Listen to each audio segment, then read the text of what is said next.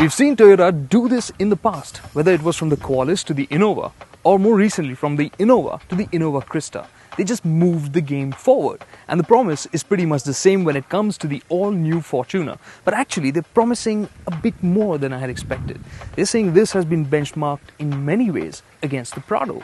Well, we're getting to drive it for a bit today and get a sense of where the Fortuner stands.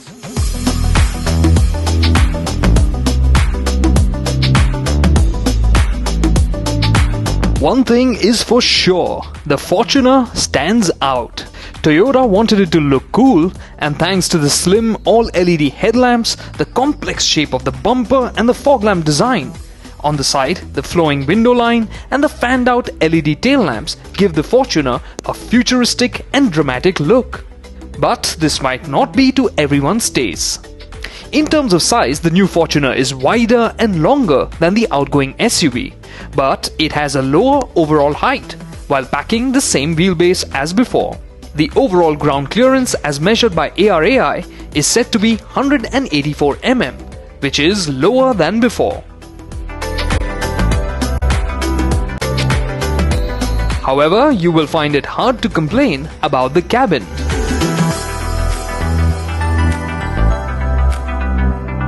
Now, a pain point for a lot of Fortuner owners in the past was that after spending so much more than an Innova, you still had interiors that looked the same. Now with the all-new Fortuner, yes, even with the Innova, the interiors have become so much richer. But here, they're not only richer, but they also look different. You can see the layout for the air convents. Of course, the infotainment system sits right here in the middle. It's familiar that way. But some small details which feel really nice in that sense. For instance, all your contact points, if you look at the glove box here, it's got this nice push system here, and this is all nice and soft. Another nice touch is this. This is just so velvety, the sunblind. It feels very nice, and of course leather on the door pads helps make that experience feel richer. The driver is also treated to a powered 8-way adjustable seat. There's also a sharp and information-packed LCD display in the driver's instrument cluster. The LED cabin lights look really cool as well. But some things that still feel a little, not all that satisfying. For instance, the graphics for the infotainment system, not that rich in terms of the colors or the pixel density. And then when you look at the air conditioning system, it feels a bit old school. Some of the plastics, like on the top of the dashboard, are simple and tough. And the glossy black bits look a bit tacky as well. In terms of safety, the Fortuner will offer 7 airbags, ABS, EBD and stability control with brake assist as well. The sensible quotient is quite high in the back as well. Lots of storage spaces here in the back as well. You'll see these nice bag hooks here at the back, a small storage bin here for your phone. You could keep that here, and a charging point. You also have space to keep a 1-liter bottle in the door pocket, but it is hard to reach it when the door is shut. That aside, the space for the passengers themselves is nice. You can see that there's plenty of knee room here. The seat backs are scooped out to liberate more space. But this is with the middle bench set to its forwardmost point. If I push it back, plenty of knee room here, And along with that, you'll see that there's a new air conditioning system up here. It's just on buttons now. The third row will be usable for shorter passengers like me. The scooped out roof lining helps. But it still feels claustrophobic as it dips down in front of the passengers. Now, whether you're tall or short, you won't complain about the boot. Now, there's a nifty feature here on the Fortuner. Press here. Yes, as you all know, it's got a powered tailgate, but that isn't it. For shorter people, when it opens all the way up, it might be a bit high. So what you can do is you can program the height that you want it to open at. So press the button once, let the door come down to the level that you're comfortable with, let's say here, and then you hold down on the button for a couple of seconds. You get that beep, you're done. Now when you shut it, that's that, right? But next time you open it, it'll only open that much. Pretty cool, huh? And of course, once the boot's open, you'll see that you have a good amount of room here for luggage. You can sit a small suitcase down flat, and you can see there's still plenty of room left over. But if you do have need for lots of luggage, you can get the third row up. Now these aren't powered, but there is an upside here.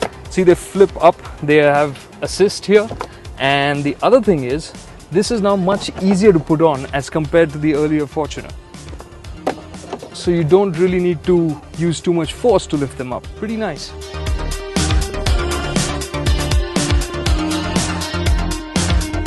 Now we get to the business side of things, and the first thing is a bit tricky to absorb.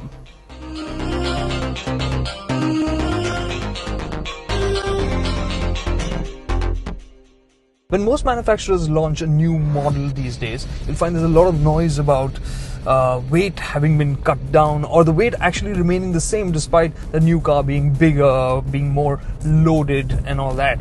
But this Fortuner is actually not lighter. It's not even the same weight. It's about 250 kilos heavier than the outgoing car.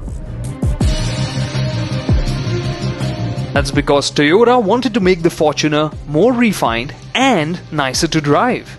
That meant overhauling everything, from the chassis, the suspension, the body, and of course, the engines.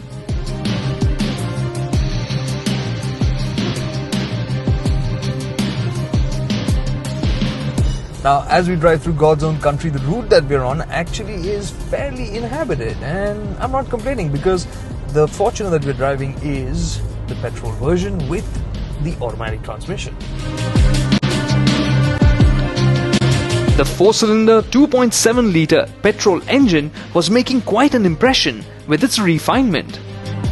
At idle, you can't even make out that it's turning over, and when you get going, typical low city speeds, it's quiet, it's gentle, and that just feels so nice. That kind of refinement is for petrols only.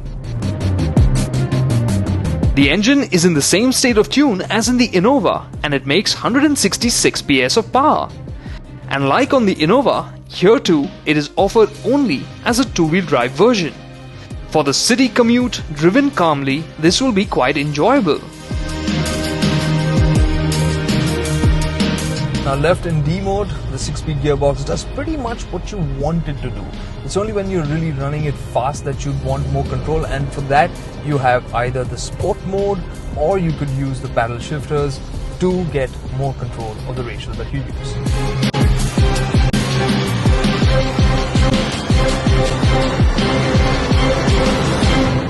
Now, if you want to drive fast, you can. There is enough punch on offer, but to do that, you're going to have to use the higher end of the rev range of this motor. And when you do that, you'll find that it is more audible inside the cabin, but it still remains pretty smooth. That's the sound.